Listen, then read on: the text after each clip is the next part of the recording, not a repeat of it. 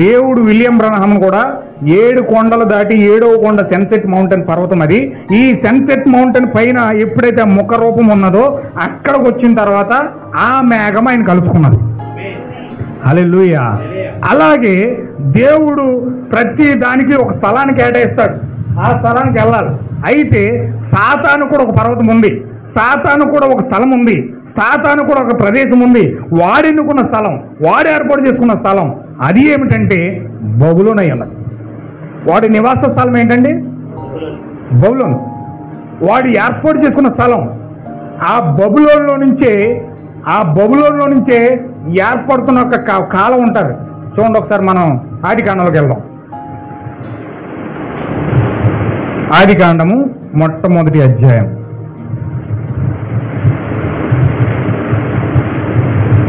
ఆదికాండం మొట్టమొదటి అధ్యాయం, రెండో అధ్యాయము 10వ వచనం చదవండి.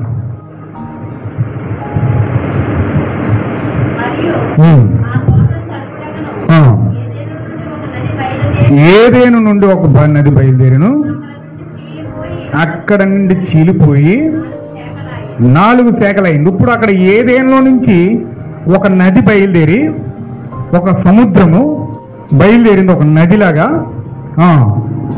ఆ నది 4 ముక్కలైంది.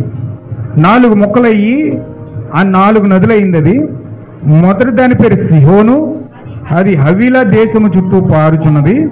అక్కడ బంగారం ఉన్నది. ఆ దేశపు బంగారం శ్రేష్టమైనది. అక్కడ బోలము గోమోదికము దొరుకును. రెండో నది పేరు గిహోను. అది కూషు దేశమంతటి చుట్టూ పారుచున్నది. ఈ కూషు దేశమే బబులోను అయి ఉన్నది. ఈ కూషు ఎవరు? ఈ కూషు ఎవరండి? కూషు ఎవరు? మొత్తం ఇంటికి వెళ్ళి మీరు బైబిల్ చదవడం మానేశారు. అసలు రోజుకు ఒక అధ్యాయమైన చదవండి. బైబిల్ చదివితే మీకు కొన్ని విషయాలు నేను చెప్పి అర్థమవుతే మీకు దేవుడితో సహవాసం ఏర్పడుతుంది. కనీసం చక్కగా ఆత్మీయంగా ఎదుగుతారు. బైబిల్ చదవాలి, కనీసం రోజుకు ఒక అధ్యాయమైన చదవాలని. మీరు మెసేజ్ చదివినా చదవకపోయినా రోజు వెంబడి రోజు మెసేజ్ చదివినా పర్వాలేదు, కానీ బైబిల్ మాత్రం మిస్ అవ్వద్దండి. ఖచ్చితంగా ఒక అధ్యాయమైన రోజు చదవండి. ఖచ్చితంగా ఒక సంవత్సరం అయినాడు ఒక బైబిల్ అన్న పూర్తి చేస్తారు. మీరు ఒక అధ్యాయమైన చదవండి, చదివితే మీకు చాలా యూజ్ అవుతుంది. ఈ కూషి ఎవరంటే నిమ్రోద్ కొడుకై ఉన్నాడు, నిమ్రోద్ మనవడై ఉన్నాడు. నిమ్రోద్ కాదు, నోవాహు మనవడై ఉన్నాడు. కూషి ఎవరండి? నోవాహు మనవడు. నోవాహు 3 కొడుకులు ఉన్నారు, షేము, హాము, యాపేతు. 3 కొడుకులు ఉన్నారు. ఇప్పుడు ఈ యొక్క హాము కొడుకే కూషై ఉన్నాడు. ఈ కూషు కొడుకు నిమ్రోద్. ఇప్పుడు నిమ్రోద్ అన్నవాడే అక్కడ బాబేలు గోపురం కట్టాడు. ఈ నిమ్రోద్ అన్నవాడు బాబేలు గోపురం కట్టాడు. ఈ బాబేలే బబులోనుగా మారింది. ఇప్పుడు ఆ యొక్క కూషు దేశంలో, అంటే దేశం పేరే కూషు.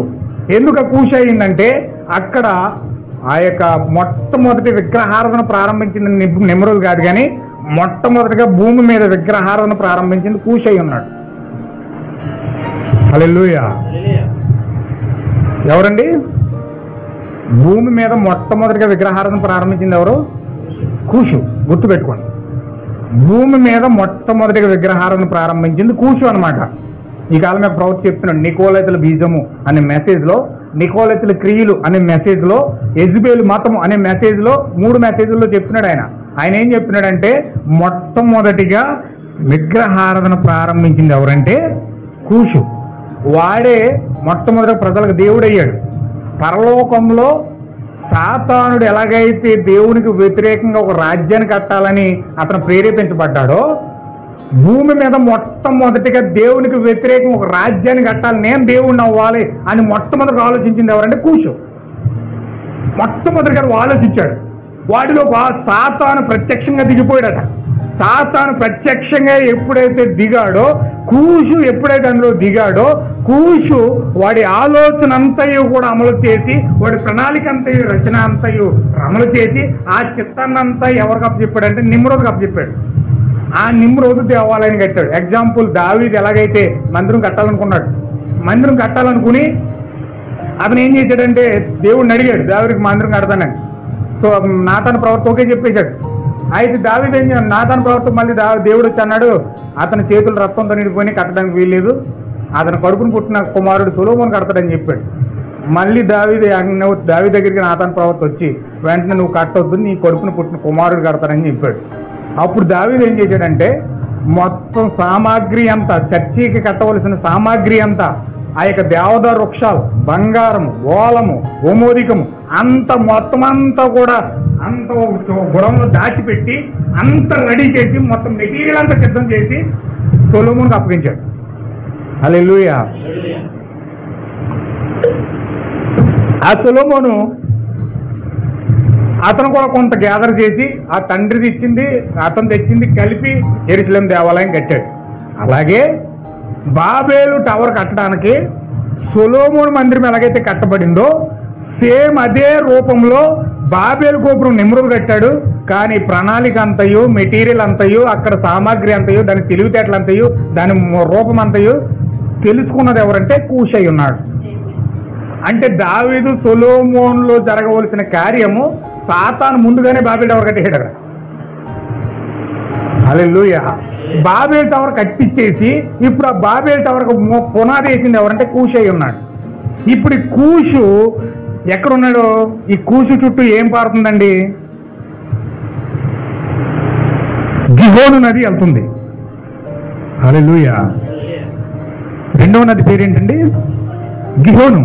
ఈ గిహోను కూషు నది చుట్టూ పారుతుంది.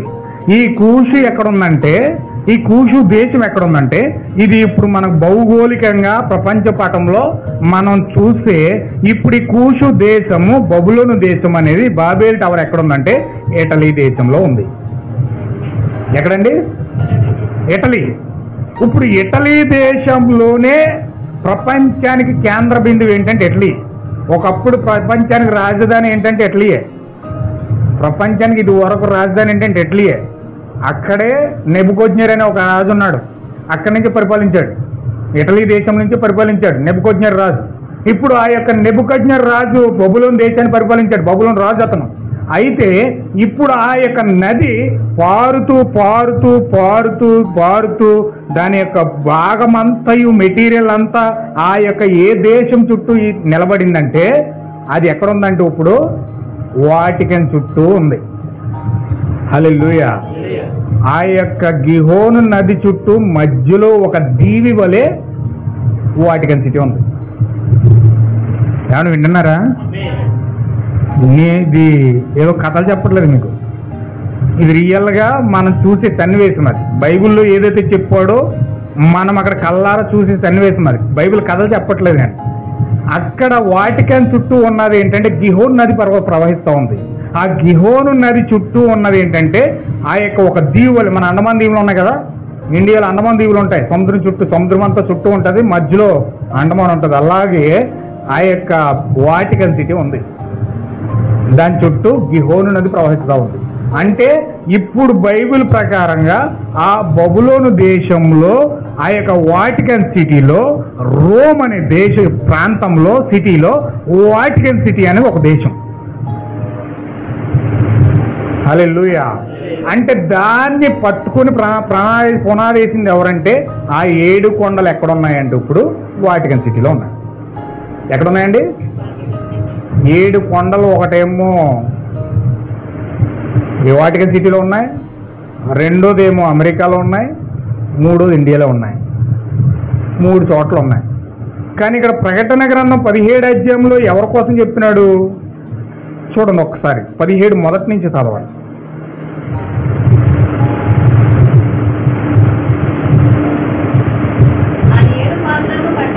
ఆ 7 పాత్రలు పట్టుకొని ఉన్న 7 దేవదూతల్లో ఒకడు వచ్చి నాతో ఇట్లా, నేను నువ్వు ఎక్కడికి రమ్ము, విస్తార జలముల మీద కూర్చున్న మహావేశ్యకు. ఆ విస్తార జలములు అంటే ఎవరంటే అదే అధ్యాయంలో 15 వచనం చదవండి. 17 అధ్యాయము 15 వచనం. ఇవన్నీ మీరు నోటెడ్ అవ్వాలి, తర్వాత మీరు అడిగితే నోరగలి చూడడం కాదు. కొంచెం జాగ్రత్తగా దృష్టి పెడితే మీకు మైండ్లో పెట్టుకుంటే గుర్తుంటాయి.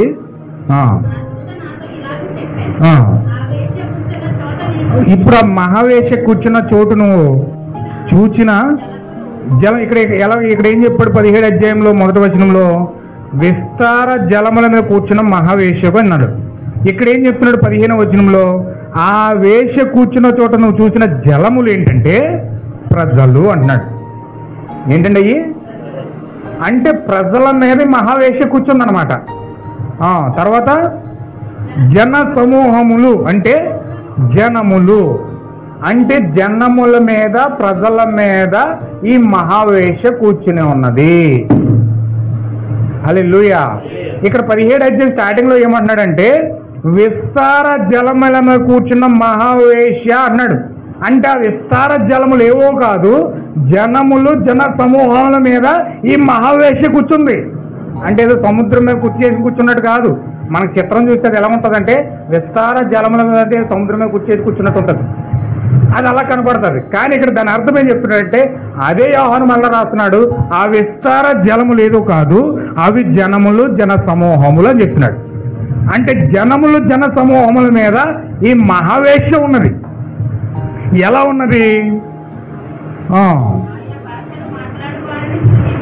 అది సరిపోయిందండి, అక్కడ ఆపేయండి. అది ఇప్పుడు 2వ వచనం 17 అధ్యాయం 2వ వచనం చదవండి.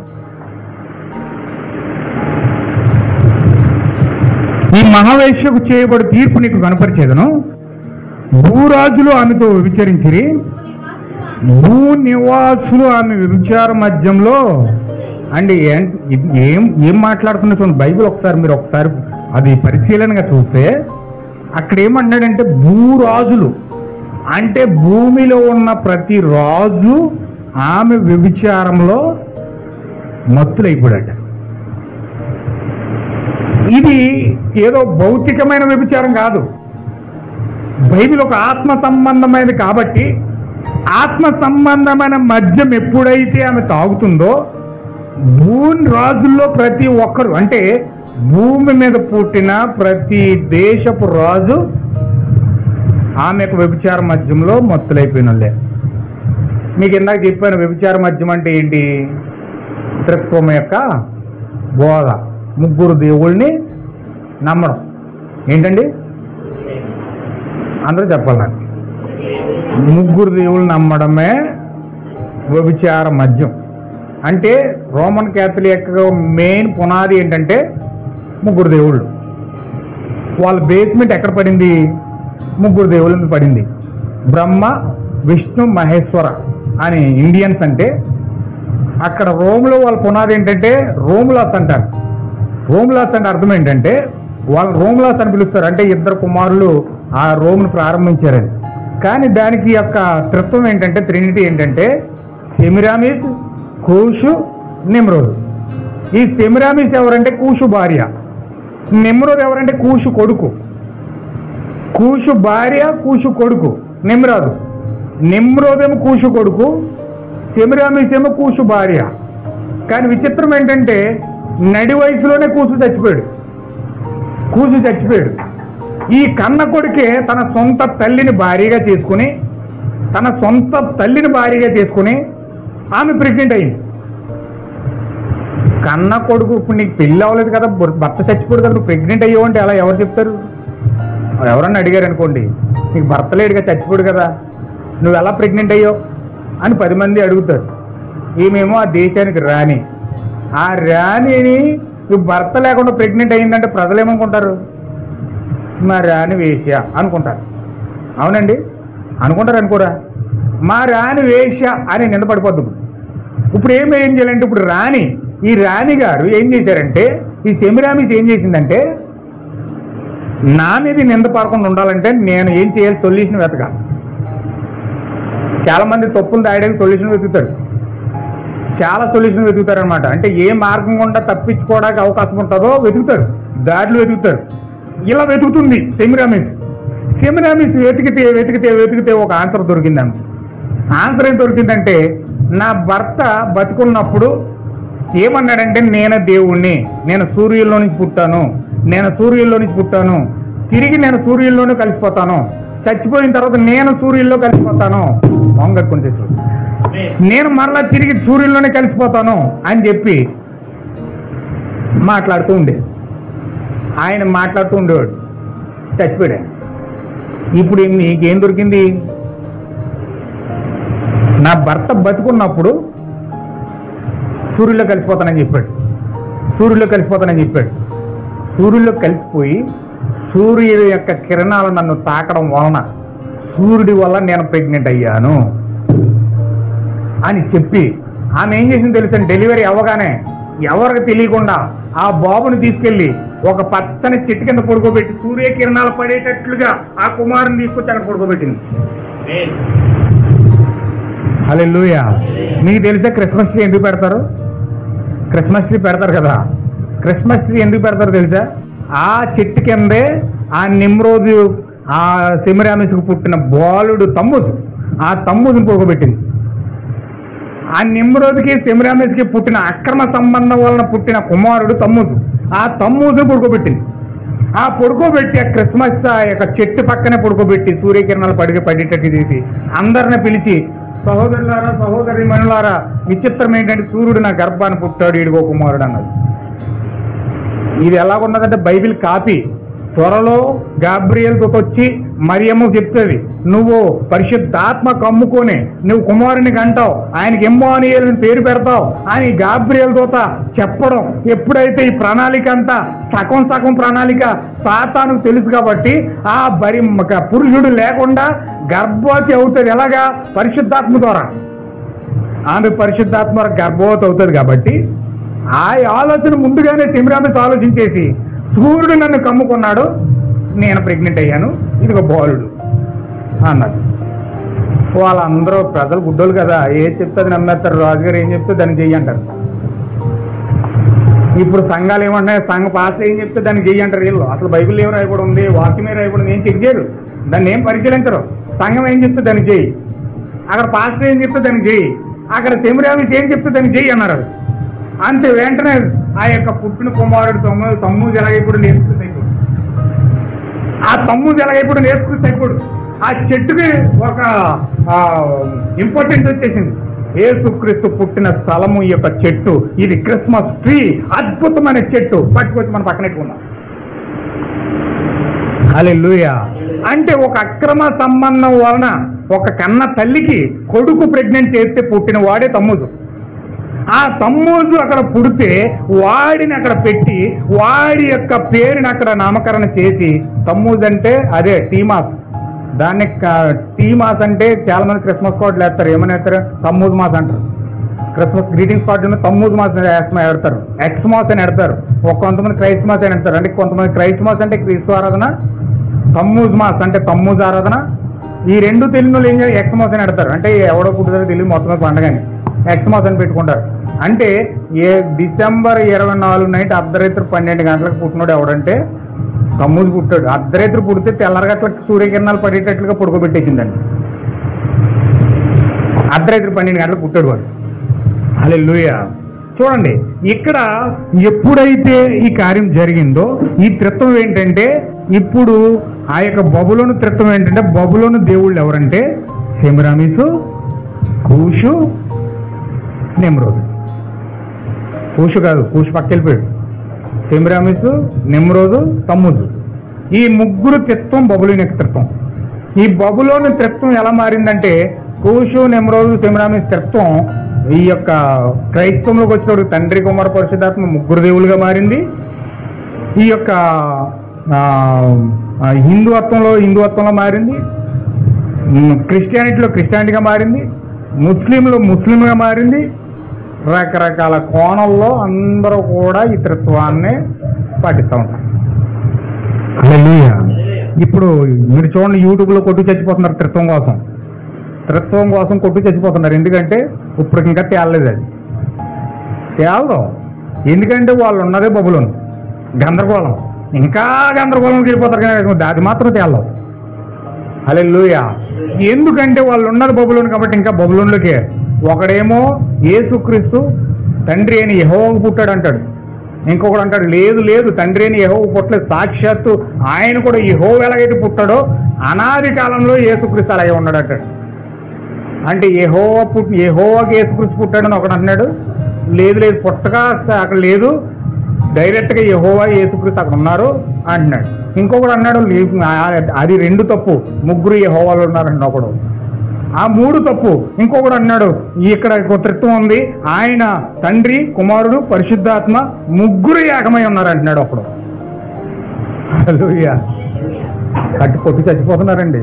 3 ఏకమై ఉన్నవాడు ఒకడు, 3 ఏకం కాదన్న ఒకడు, 3 యెహోవాలు ఉన్నారని ఒకడు. ఏమండి, ఇంకొకడేమో తండ్రికి యేసుక్రీస్తు పుట్టాడని ఒకడు, లేదు ఈయన కూడా పుట్టకుండానే ఉన్నాడని ఒకడు. ఇలాగ రకరకాల భావంతో ఒక త్రిత్వాన్ని ఎక్స్ప్లెయిన్ చేస్తున్నారు. ఇందులో ప్రజలు ఏం నమ్మాలి చెప్పండి ఒకసారి.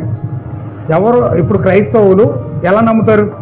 తండ్రికి యేసుక్రీస్తు పుట్టాడని నమ్ముతారా, లేకపోతే డైరెక్ట్గా యేసుక్రీస్తే ఉన్నాడని నమ్ముతారా, లేకపోతే 3 ఏకమై ఉన్నారని నమ్ముతారా, లేకపోతే 3 వేరు నమ్ముతారా, లేకపోతే 3 యెహోవాలు ఉన్నారని నమ్ముతారా? ఇందులో ఏ త్రిత్వం నమ్ముతారు? హల్లెలూయా.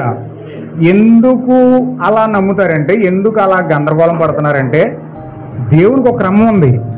ఎప్పుడు కూడా దేవుడు ఒక క్రమం పెట్టాడు. ఆ క్రమం ఏంటంటే, ఇప్పుడు దేవుని యొక్క ప్రవక్త ద్వారా వాక్యాన్ని అర్థం చెప్పాలి. వాక్యం యొక్క అనువాదకుడు ఎవరంటే దేవుని యొక్క ప్రవక్త అయి ఉన్నాడు. ప్రవక్త ద్వారా దేవుని యొక్క అనువాదం వస్తుంది ప్రజలకి.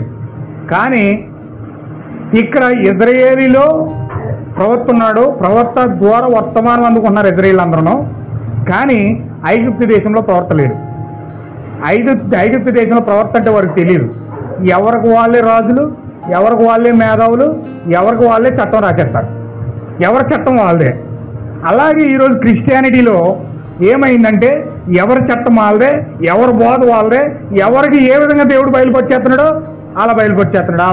ఆయిలుకోలాగా వీలుకోలాగా, ఆలుకోలాగా వీలుకోలాగా అన్ని రకాలుగా బయలుపరిచి దేవుడు గందరగోళంలో ఎట్టేస్తున్నాడు. దేవుడు గందరగోళం ఎట్టి కూడా ప్రజలను దేవుడు గందరగోళంలో చేస్తాడా? గందరగోళం చేసేవాడు వాడు. బబులోని వాడి పేరు కాబట్టి ప్రజలను గెలిపిలు చేస్తాడు.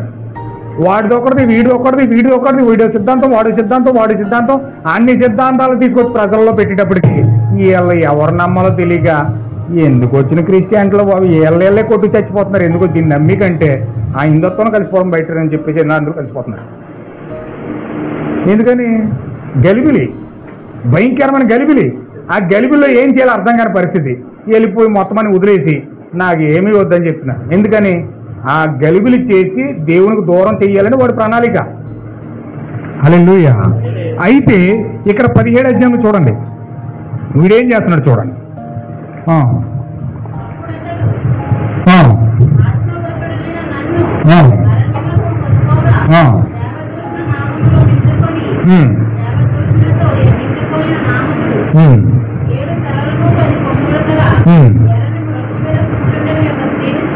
ఇక్కడ ఏం చేస్తున్నాడండి? ఇప్పుడు మనం భౌతికంగా చూస్తే దగ్గు వస్తుంది మీరే ఉండేవరకు. హల్లెలూయా. టైం అయిపోయింది నాకు, నేను ముగించేస్తున్నాను. ఇప్పుడు మనం భౌగోళికంగా చూస్తే 7 కొండలు ఇక్కడ క్రైస్తవ సంఘం లేదు, అమెరికాలో లేదు. ఒకవేళ అమెరికాలో ఇక్కడ 7 కొండలపైన విలియం బ్రహ్మం వస్తే ఇప్పుడు ఇక్కడ నుంచి ఆ యొక్క మద్యం అనేది వ్యభిచార సంబంధమైన మద్యం విడుదల అవ్వలేదు. హల్లెలూయా. ఒకవేళ ఇండియాలో తిరుపతిలో చూస్తే అది క్రైస్తవ సంఘం కాదు. ఇంకా వ్యభిచార మద్యం 7 కొండలపైన గట్టి ప్రపంచాన్ని యాక్టివేట్ చేసి ప్రపంచాన్ని పరిపాలించిన దేశం ఎక్కడైనా ఉందంటే అది అక్షరాల మనకు కనపడుతుంది. అది రోమన్ క్యాథలిక్ సంఘం, రోమ్ వాటికన్ సిటీ అని మనకు అర్థమవుతుంది. ఎందుకంటే ఆ బబులోనే ప్రపంచాన్ని పరిపాలించింది.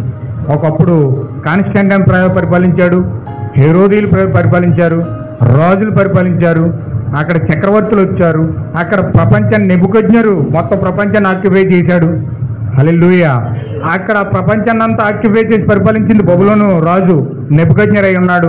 అది అలా రాజుకు వచ్చి అది అలాగా రోమన్ క్యాథలిక్గా కట్టబడి అక్కడి నుంచే ప్రపంచం పరిపాలించబడి అక్కడ అలెగ్జాండర్ చక్రవర్తి కూడా అక్కడి నుంచే రావడం జరిగింది.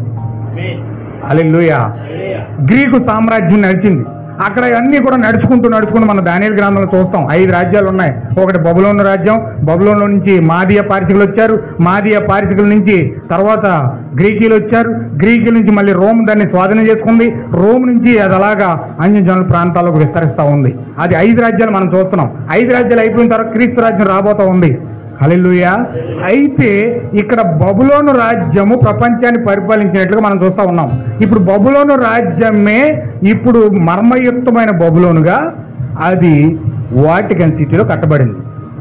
కూషు దేశము, ఇటలీ దేశంలో నుంచి అది పారి ఆ నది అంతా ఎక్కడ ఆగిందండి? వాటికన్ సిటీలో ఆగింది. అంటే ఆ నది ఎక్కడి వరకు వచ్చిందంటే వాటికన్ సిటీ వరకు వచ్చింది. అంటే కూషు దేశంలో ఆ నది చుట్టూరు విస్తరించి ఆ నది ఎక్కడికి వచ్చి ఆగిందంటే కరెక్ట్గా వాటికన్ సిటీకి వచ్చి ఆగింది. ఎందుకు అది ఆ నదిలోకి ఆగిందంటే ఆ బబులోను పట్టణము, ఆ బబులోను గందరగోళము ఎక్కడ చివరికి అది దేవుని యొక్క సాతానిక సింహాసనం కట్టబడుతుందంటే వాటికన్ సిటీలో కట్టబడుతుంది. దేవుడు ఒక స్థలాన్ని నిర్ణయించాడు. సాతాను యొక్క రహస్యమైన సింహాసనం ఎక్కడ ఉందంటే వాటికన్ సిటీలో ఉంది. ఇప్పుడు వాటికన్ సిటీ నుంచే అంత్యక్రీస్తు వస్తాడు. అంత్యక్రీస్తు ప్రపంచాన్ని యాక్టివేట్ చేస్తాడు.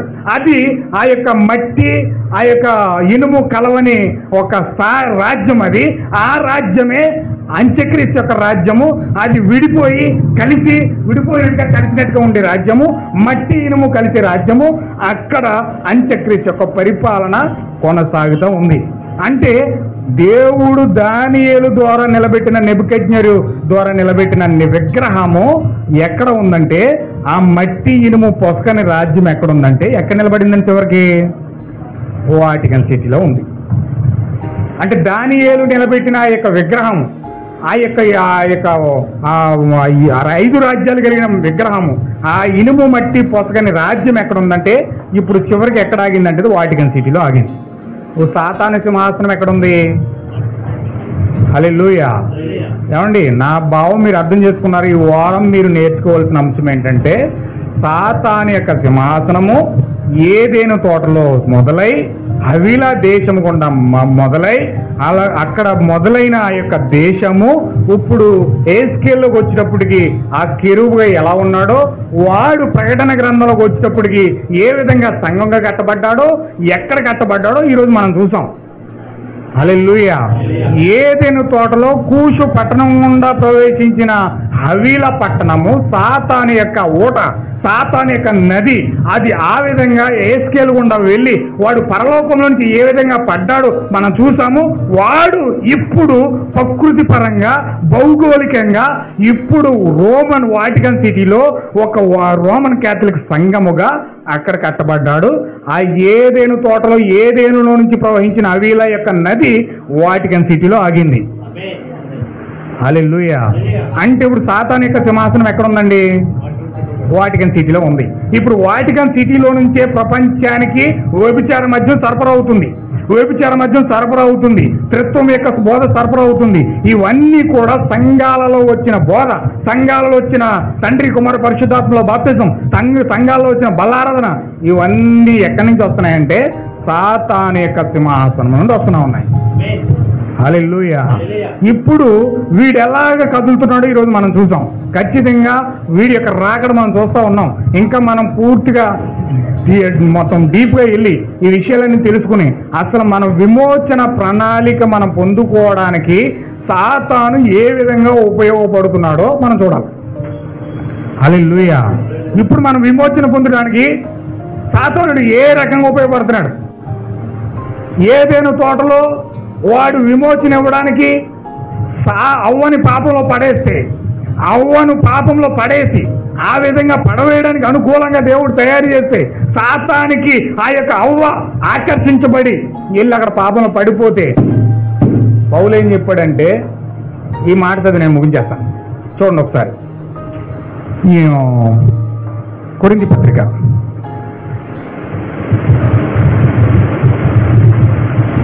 2వ కొరింథీ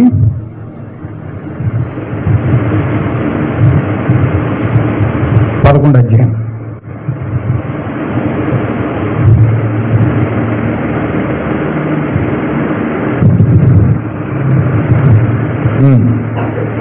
రెండవ కొరింథీ 11 మొదటి నుంచి. కొంచెం అవివేకముగా నేను మాట్లాడినను మీరు సహింపవాలని కోరుతున్నాను. నన్ను గూర్చి మీరు ఎలాగైనాను సహించుడి. ఎందుకంటే ఈ మనుషులు సహించే మాటలు కాదు ఇవి. అందుకే పౌలు గారు బతిమాలుకుంటున్నాడు. దేవాశక్తితో మీ ఎడల ఆసక్తి కలిగి ఉన్నాను.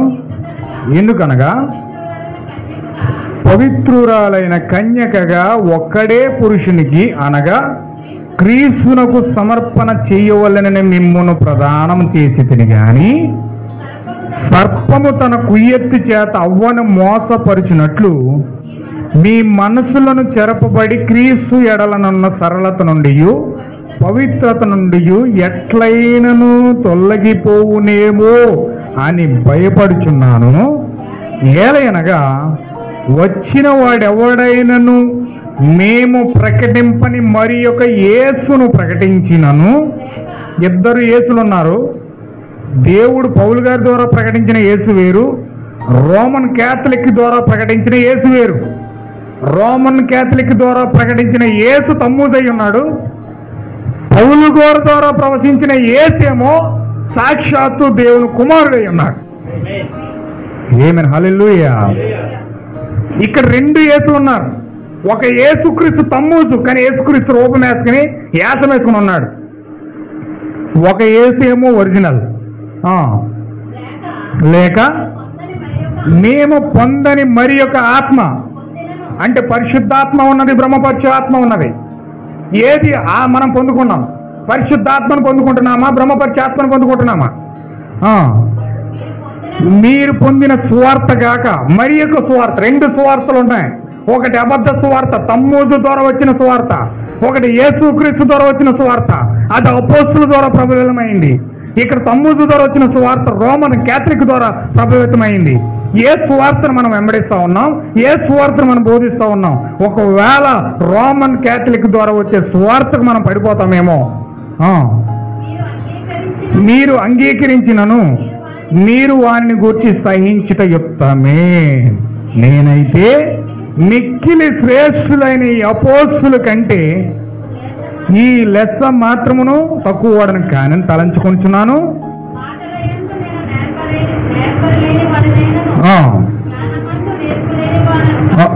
ఇది మాట్లాడుతున్నాడు. అంటే ఏం చేస్తున్నాడంటే, ఇప్పుడు చాలా జాగ్రత్తగా గమనించాలి. పౌలు గారు ఏం మాట్లాడుతున్నాడంటే, నేను ఒక స్త్రీని ప్రదానం చేశాను. ఆదాములో ఏదైనా తోటలో ఆదాముకి అవ్వ ప్రదానం చేయబడింది, పిల్ల అవ్వలేదు. ఏదైనా తోటలో ఆదాముకి అవ్వ ప్రదానం చేయబడింది. ప్రదానం చేయబడిన తరువాత సాతాను ఏం చేశాడంటే, అసలు అక్కడ పెళ్లి కాకుండానే సాతాను అవ్వను వసుపరుచుకొని సాతాను యొక్క బీజాన్ని అవ్వలో పెట్టేశాడు. హల్లెలూయా. ప్రదానం చేయబడిన తరువాత అవ్వ ఆదాముకు దక్కకుండా సాతాను చేసేసాడు అక్కడ. అయితే సేమ్ అదే ప్రాసెస్ మరలా ఇక్కడ ప్రదానం చేశాడు దేవుడు. సంఘాన్ని ప్రదానం చేశాడు. సంఘాన్ని పౌలు గారి ద్వారా ప్రదానం చేశాడు. ఏదైనా తోటలో అవ్వను ఏ విధంగా మోసం చేసి ఆదాముకు దక్కకుండా సాతాను వసుపరుచుకున్నాడో కుయ్యెత్తి చేత, అలాగే ఇక్కడ సంఘాన్ని కూడా సాతాను అలాగే వసుపరుచుకోబోతా ఉన్నాడు అంటున్నాడు. ఆమేన్, హల్లెలూయా. ఏదైనా తోటలో జరిగిన పాపమే మరలా తిరిగి 2000 సంవత్సరాల తర్వాత సంఘానికి జరగబోతా ఉంది. ఎలా జరగబోతుందంటే, నేను ప్రకటించని మరి యొక్క యేసుని వాళ్ళు ప్రకటిస్తారు, తమ్మూజుని ప్రకటిస్తారు. నేను ప్రకటించని ఒక సువార్తను వాళ్ళు ప్రకటిస్తారు. నేను ఇవ్వని ఆత్మను మరి యొక్క ఆత్మను వాళ్ళు ఇస్తారు, బ్రహ్మపరచు ఆత్మను ఇస్తారు. బ్రహ్మపరచు ఆత్మ ద్వారా, రోమన్ క్యాథలిక్ యొక్క సువార్త ద్వారా, తమ్మూజు సువార్త ద్వారా, ఆ తమ్మూజు యేసుక్రీస్తులో వేషం వేసుకుని యేసుక్రీస్తులో మారిన తమ్మూజు ద్వారా సంఘాన్ని మరొకసారి ఏదైనా తోటలో అవ్వను మోసం చేసినట్లుగా సంఘాన్ని సాతాను మోసం చేయబోతా ఉన్నాడు. హల్లెలూయా. దీన్ని ఎవరైనా సహించగలుగుతారండి? దీన్ని ఎవరైనా తట్టుకోగలుగుతారా? అందుకే నన్ను సహించాలంటున్నాడు పౌలు గారు. ఏమంటాడు? నన్ను సహించండి ఈ మాటలు చెప్తున్నందుకు. ఏదైనా తోటలో జరిగిన పాపం మరలా సంఘంలో రిపీట్ అవ్వబోతా ఉంది. ఏదేను తోటలో జరిగిన పాపం మరలా సంఘంలో రిపీట్ అవబోతా ఉంది. జాగ్రత్త వహించండి. క్రూరమైన తోడిళ్ళు వస్తాయి, సంఘాన్ని చీల్చేస్తాయి, మరి యొక్క ఆత్మనిస్తాయి, మరి యొక్క సువార్తనిస్తాయి, మరి యొక్క యేసునిస్తాయి. జాగ్రత్త పడండి సహోదరి సహోదరులారా అని హెచ్చరిక జారీ చేస్తున్నాడు. హల్లెలూయా. అందుకే ఇక్కడ యేసుక్రీస్తు కూడా తెలివైనడు. యేసుక్రీస్తు కూడా ఎందుకు తెలివైనడు అంటే అందుకే యేసేపుకి మరియకు ప్రధానం మాత్రమే జరిగింది. యేసేపుకి మరియమ్మకు ప్రధానం మాత్రమే జరిగింది. యేసుక్రీస్తు ముళ్ళుతో తెస్తాడు. ఆయన ధర్మశాస్త్రం బాగా పాటిస్తాడు. ఆయన పంటికి కన్ను, కంటికి కన్ను, పంటికి పన్ను అని ధర్మశాస్త్రం రాసుకున్నాడు. దాన్నే పాటిస్తాడు. ఆయన ముళ్ళుతోనే తీయాలట.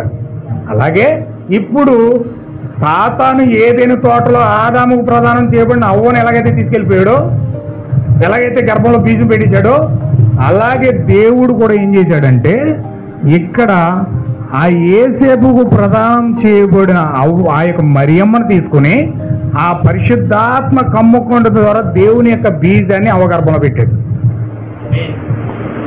హల్లెలూయా. ఏదేను తోటలో జరిగిన పాపాన్ని రిపీట్ అవ్వకుండా దేవుడు ముందుగానే జాగ్రత్త తీసుకుని ప్రధానమైన తరువాత వివాహం కాక మునిపే మరియమ్మ గర్భంలో బీజం పెట్టాడు దేవుడు. పరిశుద్ధాత్మ ఆవరించి ఒక శరీరాన్ని అక్కడ తయారయ్యింది. హల్లెలూయా.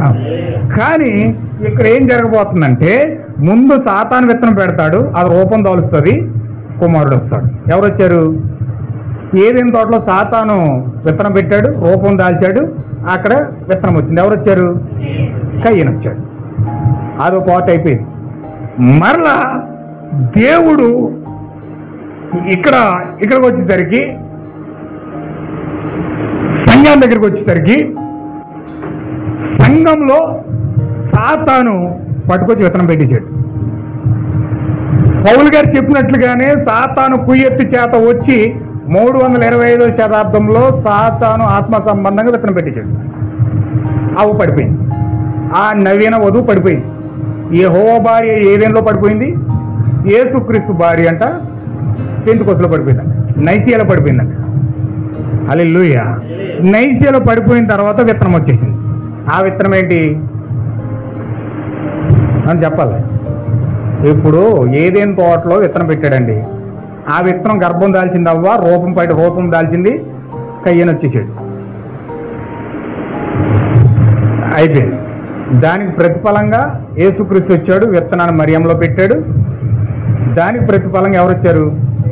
యేసుక్రీస్తు వచ్చాడు. అదొక పార్ట్. ఫస్ట్ సాధారణ విత్తనం పెట్టాడు, కయ్యను వచ్చాడు. తర్వాత దేవుడు విత్తనం పెట్టాడు, యేసుక్రీస్తు వచ్చాడు. ఇప్పుడు దేవుడు ఆ యొక్క నైసియాలో సాతాను సంఘంలో పౌలు గారు చెప్పినట్లుగా సంఘంలో విత్తనం పెట్టించాడు. ఎవరు వచ్చారు? రోమన్ క్యాథలిక్ సంఘం వచ్చింది. హల్లెలూయా. చాలా జాగ్రత్తగా గమనించాలి సుమ్మా. అవ్వ ప్రెగ్నెంట్ అయ్యి డెలివరీ అయ్యిందంటే కయ్యను వచ్చాడు. ఇక్కడ సంఘం ప్రెగ్నెంట్ అయ్యి డెలివరీ అయ్యిందంటే రోమన్ క్యాథలిక్ వచ్చింది. విత్తనం పొందుకున్న కార్యాన్ని బట్టి అది అక్కడ అయ్యింది. మరి ఏదైనా తోటలో అవ్వ ప్రెగ్నెంట్ అయ్యి డెలివరీ అయితే కయ్యను వస్తే తర్వాత దేవుడు దానికి పరోక్షంగా ఆయన ఏం చేశాడంటే పంటికి కన్ను, కంటికి కన్ను ప్రధానంగా ధర్మశాస్త్రం ఆధారం చేసుకుని ఈయన ఏం చేశాడంటే మరియమ్మలో విత్తనం పెడితే యేసుక్రీస్తు వచ్చాడు. హల్లెలూయా. మరి ఇక్కడ సాతాను నైసియాలో విత్తనం పెడితే దానికి ఫలితంగా రోమన్ క్యాథలిక్ వస్తే మరి దేవుడు విత్తనం ఎక్కడ పెట్టాడు? ఏమండి ఎక్కడ పెట్టాడు? ఈ కాలం యొక్క వధువులో పెడతా ఉన్నాడు. అదే ప్రకటన 12వ అధ్యాయం. ప్రకటన 12వ అధ్యాయం అనే వధువు సంఘంలో దేవుడు ఒక విత్తనాన్ని పెడితే దానికి ప్రతిఫలముగా ఎవరు వస్తున్నారంటే ప్రభు అయిన యేసుక్రీస్తు అనే ప్రకటన గ్రంథంలో 7 దీప స్తంభాల మధ్యలో సంచరిస్తున్న ప్రభు అయిన యేసుక్రీస్తు వస్తా ఉన్నాడు. ఆమేన్. హల్లెలూయా. ఇది దేవుని యొక్క విమోచన ప్రణాళిక. ఇప్పుడు ఏదేను తోటలో సాతాను విత్తనం పెడితే కయ్యను వచ్చాడు. దానికి ప్రతిఫలంగా దేవుడు భౌతికంగా మరియమ్మలో విత్తనం పెడితే యేసుక్రీస్తు వచ్చేసాడు. అలాగే ఆత్మీయంగా సాతాను వచ్చి సంఘంలో నైసియాలో విత్తనం పెడితే రోమన్ క్యాథలిక్ వస్తే ఆత్మీయంగా దేవుడు ఈ చివరి కాలంలో వధువులో విత్తనం పెడతా ఉన్నాడు. ఇప్పుడు విత్తనం ఎవరిని తీసుకొస్తుందంటే ఇప్పుడు ప్రభు అయిన యేసుక్రీస్తుని తీసుకొస్తా ఉంది. ఇప్పుడు ఆ యేసుక్రీస్తుని మింగేయడానికి జట సర్పము ఏ విధంగా హేరోదు రాజు రూపంలో యేసుక్రీస్తును వెంబడించిందో ఎవరు విన్నారా? ఆ రోజు యేసుక్రీస్తు పుట్టినట్టునే ఏ రోజు ఏం చేయాలనుకున్నాడు? చంపేయాలనుకున్నాడు. వెంటనే మింగే చంపేస్తే కరిచేసి మొత్తం నవ్వులు మింగేద్దాం అనుకున్నాడు. కానీ యేసుక్రీస్తు తప్పించబడి ఐగుప్తులో పారిపోడండి. అలాగే ప్రకటన గ్రంథంలో కననయున్న స్త్రీ వధువు సంఘం కంటా ఉంటే ఆ గడ్డ సర్పం మింగేయడానికి అక్కడికి నిలబడి ఎదురుకోకుండా నిలబడి చూస్తున్నాడు. అక్కడే నిలబడి చూస్తున్నాడు. చూడండి ఒకసారి మనం చదువుతాం. ప్రకటన 12 అధ్యాయం.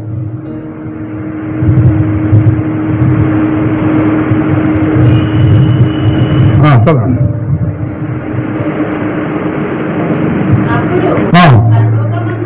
పరలోకమందు గొప్ప సూచన కనబడిన అదేదనగా సూర్యుని ధరించుకున్న ఒక స్త్రీ, ఆమె పాదముల కింద చంద్రుడు, శిరస్సు మీద 12 నక్షత్రాలు ఉండెను.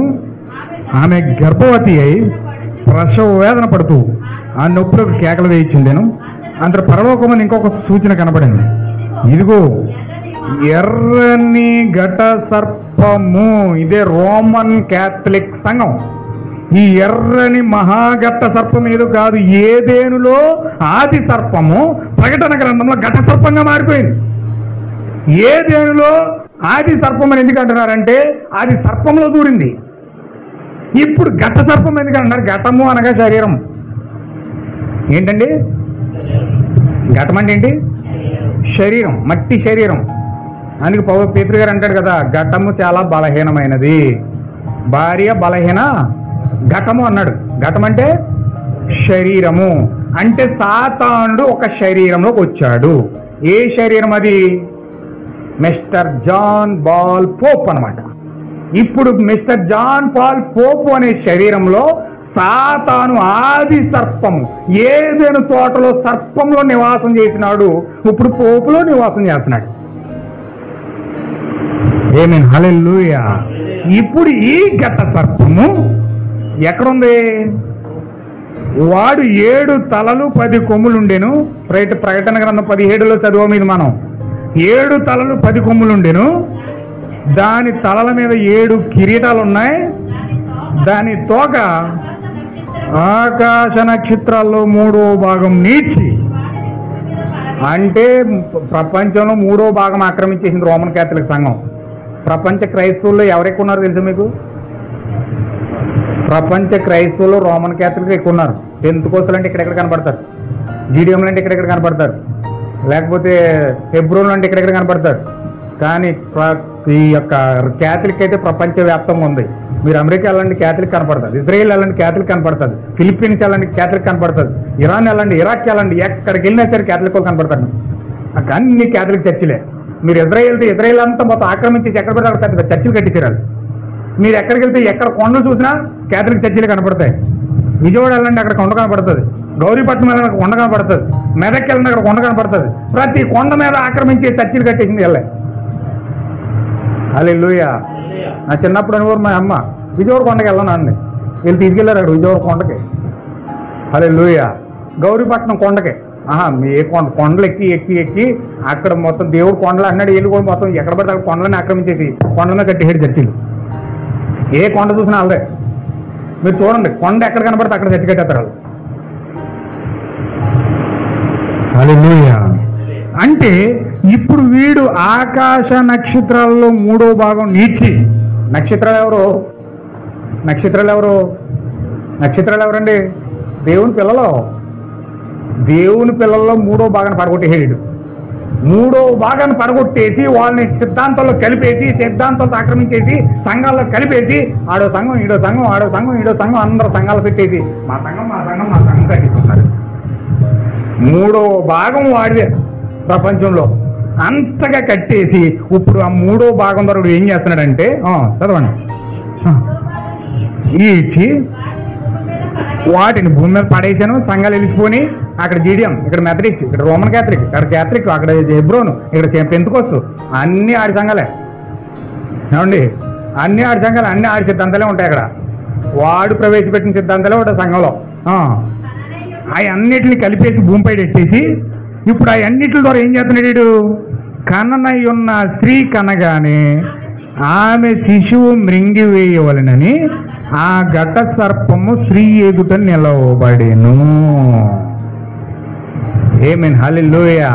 ఇప్పుడు ఈ సంఘాలన్నీ ఎవరి కోసం ఎదురు చూస్తున్నాయండి? ఏమండి? వధువు ఎప్పుడైతే పరిశుద్ధాత్మ బాప్తిజం పొందుకుంటాదో ఆ పరిశుద్ధాత్మ బాప్తిజం పొందిన వాళ్ళందరినీ కూడా చంపేద్దామని ఈ సంఘ శాఖలన్నీ ఏకమవుతున్నాయి. హల్లెలూయా. మరి అందుకే ప్రవర్త ఎందుకు అంత రెవల్యూషన్ తీసుకొచ్చాడు అనుకున్నారు? ఎందుకంత లోపలికి వెళ్ళి వాక్యాన్ని అంతా తీసుకొచ్చి సంఘం తప్పు, సిద్ధాంతం తప్పు, చర్చి తప్పు, ఇది తప్పు, అది తప్పు అని ఎందుకు అంటాడు అనుకున్నారు? అంటే ఈయన విమర్శించడమే పనా, లేకపోతే అది తప్పు ఇది తప్పు అని చెప్పడమే తప్ప, చెప్పడమే పని అనుకున్నారా? లేదు లేదు, నిజమైన దేవుని కుమారుణ్ణి చంపడానికి సంఘాలన్నీ ఏకమవుతూ ఉన్నాయి. ఓల్డ్ కౌన్సిల్ చర్చెస్ గా అక్కడ ఏకమవుతున్నాయి. ప్రపంచ సంఘముల సమైక్యగా WCCగా ఏర్పడి నిజమైన సంఘాన్ని చంపడానికి సిద్ధపడుతున్నాయి. ఎందుకంటే నిజమైన బీజం కలిగిన యేసుక్రీస్తు పుట్టబోతా ఉన్నాడు. మరియ గర్భంలో నుంచి యేసుక్రీస్తు పుట్టడానికి ఎలాగైతే వస్తున్నాడో, ఆ హేరోదు రాజు చంపడానికి ఎలాగైతే ఎదురు చూస్తున్నాడో, ఇప్పుడు హేరోదు రాజులా మారిన సంఘ శాఖలు వధువు గర్భంలో నుంచి వస్తున్న యేసుక్రీస్తుని మెంగాలని చూస్తున్నాయి. హల్లెలూయా. అందుకే నా ప్రియమైన సహోదరి సహోదరులారా, ఇప్పుడు సర్పము సంఘము రూపంలో నిన్ను నన్ను ఆక్రమిస్తా ఉంది. సర్పము ఏదేను తోటలో హవీల నదిగా ప్రారంభమైన లూసిఫర్ పరలోకంలో నుంచి కింద పడి వాడు ప్రకటన గ్రంథంలోకి వచ్చేసరికి వాడు ఒక సంఘముగా కట్టబడి సంఘ శాఖలుగా మారిపోయి ఆకాశంలో 3వ భాగముగా మారిపోయి అన్ని సంఘముల ఐక్యతగా మారి Pentecost, GDM, Baptist, Catholic, church of Christ అన్ని సంఘాలు కూడా ఏకమైపోయి నిజముగా గర్భవతి అయిన యేసుక్రీస్తు బీజము పొందుకొని కనబోతున్న వధువును చంపడానికి సంఘ శాఖలన్నీ ఏకమవుతా ఉన్నాయి. హల్లెలూయా. అయితే నా ప్రియమైన సహోదరి సహోదరులారా, ఖచ్చితంగా మీరు దీని కొరకు సిద్ధపడాలని ప్రభువైన యేసుక్రీస్తు నామములో నేను మీకు ఆజ్ఞాపిస్తున్నాను. ఎందుకంటే ఒక పక్క జరగవలసిందంతా జరిగిపోతుంది. సంఘ శాఖలను ఏకమైపోతున్నాయి. ఒక తాటి మీదకి వచ్చేస్తున్నారు వాళ్ళు. ఆల్రెడీ కొన్ని భౌతిక పెంతుకొస్తుల్ని స్టాప్ చేస్తున్నారు, బంద్ చేస్తున్నారు. కొన్ని పెంతుకొస్తు సంఘాలను ఆపేస్తున్నారు. అదిగో అట్టుపళ్ళు ఇచ్చేస్తున్నారంట, ఇదిగో యాపిల్ పళ్ళు ఇచ్చేస్తున్నారంట, ఆ బుస్సు అన్నారంట, తుస్సు అన్నారంట, అయిపోతున్నాయంట అని ప్రజల్ని ఏయో మభ్యమైన మాటలు పెట్టి నిజమైన పెంతుకోసు దగ్గరికి రావడానికి ఒక డూప్లికేట్ పెంతుకోసుని ఆక్రమించి పట్టుకుంటున్నారు. సంఘంలో సమైక్యగా మారి ఆల్రెడీ రావడానికి ప్రళయంలో వస్తూ ఉన్నారు వాళ్ళు. కానీ వధువు మాత్రం ఇక్కడ నిమ్మకు నీరెత్తనట్టుగా కూర్చుంది. వధువు మాత్రం వధువు జీవితంలో చలనం లేదు, వధువు జీవితంలో ప్రార్థన లేదు, వధువు జీవితంలో విశ్వాసం లేదు, వధువు జీవితంలో శరీరధారి అయిన వాక్యముగా నేను మారాలనే తపన లేదు. వెళ్ళిపోతున్నారు అలాగా. కానీ ప్రళయం తరుముకొస్తా ఉంది. ఈ కాలం యొక్క ప్రవక్త బోధించాడు ఒక మెసేజ్. ఏమని బోధించాడు తెలిసిన? ముంచుకొస్తున్న తుఫాన్ అన్నాడు. ఏంటండి అది? ముంచుకొస్తున్న తుఫాన్. ఓల్డ్ కౌన్సిల్ చర్చెస్ ద్వారా ప్రళయము క్రైస్తవుల మీదకి రాబోతా ఉంది. నిజమైన సంఘం మీదకి రాబోతా ఉంది. ఒక హిందూయిజం ద్వారానో, ఒక నక్సలిజం ద్వారానో, లేకపోతే ఒక రకరకాల కార్యాల ద్వారానో వధువు మీదకి ఒత్తిడి రాదు. కానీ నీ పక్కన ఉన్న క్రైస్తవుడిని మీద లేచిపోతాడు. దేన్ని బట్టి? బోధన బట్టి, వాక్యాన్ని బట్టి, సత్యాన్ని బట్టి, నీలో ఉన్న ప్రభువుని యేసుక్రీస్తు యొక్క విత్తనాన్ని బట్టి. హల్లెలూయా. కానీ ఆ వధువును కాపాడే దేవుడు యేసేపుకు చెప్తున్నాడు, అదిగో హీరో వస్తున్నాడు, నిన్ను చంపడానికి సిద్ధమయ్యాడు, నీవు వెళ్ళి ఐగుప్తులకు వెళ్ళిపో. ఐగుప్తులకు వెళ్ళిపోదాకో, నేను చెప్పే వరకు అక్కడే ఉండు, ఆ తర్వాత నేను చెప్పాక వద్దు కానీ ఏం చెప్పాడు తెలుసా దేవుడు? ఏ రోజు చచ్చిపోయాక ఏసేపు దగ్గరికి వెళ్ళి ఏ రోజు చచ్చిపోయాడు, నువ్వు వెళ్ళెరిచిలో వెళ్ళి ఇప్పుడు. హల్లెలూయా. దేవుడు మనల్ని మధ్య ఆకాశంలో దాయిపోతూ ఉన్నాడు. నీవు మధ్యాకాశంలో దాయపడడానికి వెళ్ళకపోతే, మధ్యాకాశంలోకి నువ్వు వెళ్ళకపోతే నీవు హేరోదు రాజు యొక్క చేతిలో 3వ ప్రపంచ యుద్ధంలో కాలి బూడిదైపోతావు. ఆ కాలి బూడిదైపోయిన బూడిద మీద ఆ వధువు నడుచుకుంటూ వస్తుంది. హల్లెలూయా. ఆ కాలి బూడిదైపోయిన వధువు మీద ఆ కాలి బూడిదైపోయిన ఆ యొక్క హేరోదు మీద నిజమైన సంఘం నడుచుకుంటూ వస్తుంది. హల్లెలూయా. అదే ఈ కాలం యొక్క వాగ్దానం, అదే ఈ కాలం యొక్క ప్రవచనం, అదే ఈ కాలం యొక్క నిబంధన. ఖచ్చితంగా నీవు సిద్ధపడాలి, నువ్వు సిద్ధపడాలి, నువ్వు ప్రార్థించాలి, ఖచ్చితంగా వాక్యం చదవాలి, వర్తమానం చదవాలి. ఎప్పుడైతే సిద్ధపడి ప్రేరేపించబడి చక్కగా దేవుని రాజ్యానికి సిద్ధపడుతున్నావు, విత్తనం పొందుకున్నావు, అప్పుడు నీవు తప్పించబడి హేరోదు రాజు చేతిలో ఈ ధూమ్ర రక్త వర్ణము ధరించుకుని సులుమును రాయి మకరత్వం అంతా ధరించుకొని అంత బంగారము వజ్రాలు డైమండ్స్ ధరించుకున్న లూసిఫర్ చేతిలో దొరకకుండా నిన్ను దాయడానికి దేవుడు మధ్య ఆకాశాన్ని ఏర్పాటు చేశాడు. హల్లెలూయా. అయితే నువ్వు మధ్యాకాశానికి వెళ్లకుండా నువ్వు ఎక్కడే తెచ్చాడావు అనుకో, నువ్వు బూడిదైపోక తప్పదు. ఆ బూడిద మీద పరిశుద్ధులు నడవక తప్పదు. నువ్వు పరిశుద్ధులుగా ఉండి బూడిద మీద నడవాలనుకుంటున్నావా, లేకపోతే నువ్వు కూడా వాళ్ళతో కలిసి బూడిదైపోవాలనుకుంటున్నావా? డిసైడ్మెంట్ నీది. హల్లెలూయా. You decided. నువ్వు డిసైడ్ అవ్వాలి. ఖచ్చితంగా నువ్వు ఎప్పుడైతే డిసైడ్ అయ్యావో, నువ్వు ఒకవేళ డిసైడ్ అయ్యావనుకో, మంచి సమర్పణ చేసుకుని, ప్రభువా అన్యజనుల వలె నేను కూడా కాలిపోకూడదు, ఆ యొక్క మత శాఖల వలె నేను కూడా కాలిపోకూడదు, ఆ సంఘ శాఖల వలె నేను కూడా కాలిపోకూడదు.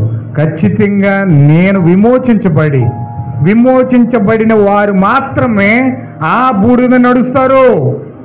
యెషయా ఏమన్నాడండి? విమోచించబడిన వారు మాత్రమే బూడిద నడుస్తారట. విమోచించబడి నువ్వు ఎప్పుడైతే విమోచించబడతావో మధ్యాకాశంలోకి వెళ్తావు. విమోచన పొందుకోకుండా ఇలాగే తచ్చారం చేసావా, ఖచ్చితంగా నువ్వు బూడిదైపోతావు. ఖచ్చితంగా మనం సిద్ధపరచుకుందాం, మన హృదయాలు సిద్ధపరచుకుందాం. ఆ సాతాను యొక్క చేతులకు మనం దొరకకూడదు, వాడి యొక్క కబంధ హస్తాలకు మనం దొరకకూడదు, ఆ WCC చేతిలో మనం పడకూడదు. ఖచ్చితంగా రూపాంతరపరచబడి శరీరాలు మార్చబడి ఆ యొక్క ప్రకటన 12వ అధ్యాయంలో ఉన్న వధువుగా కట్టబడి మనం ఎప్పుడైతే విత్తనం పొందుకుంటామో అప్పుడు మనము మధ్యాకాశంలోకి ఎత్తుకెళ్ళిపోతాం. హల్లెలూయా. అంచనా ప్రియమైన సహోదరులారా, ఆలకించండి, ప్రార్థించండి, సిద్ధపడండి. దేవుడు మిమ్మల్ని అందరినీ కూడా సిద్ధపరచబడును గాక. ఆమేన్. ప్రార్థన చేద్దాం. అందరూ మోకరించండి. నీ దేవ మా రక్షకుడా సహాయం చేయండి ప్రభువా. మోకరించండి సహోదరులారా. దేవుడి సన్నిధిలో పోజాడండి. సాతానుడు సిద్ధపడుతున్నాడు. వాటికన్ సిటీని సిద్ధం చేశాడు, ప్రపంచాన్ని సిద్ధం చేశాడు. ప్రపంచానికి మధ్యవర్తిత్వం చేయడానికి వస్తా ఉన్నాడు, గొప్ప మధ్యవర్తిగా వస్తా ఉన్నాడు. ఇప్పుడు దేవుడు ప్రవచించిన ప్రవచనాలన్నీ నెరవేరుతూ ఉన్నాయి. ఖచ్చితంగా సహాయం చేయమని అడగండి, సిద్ధపరచబడని అడగండి. సహాయం చేయండి ప్రభువా. వర్తమానం ద్వారా పరిశుద్ధాత్మ జీవం పొందుకోవడానికి సహాయం చేయండి ప్రభువా. వధువుగా మారాలి ప్రభువా.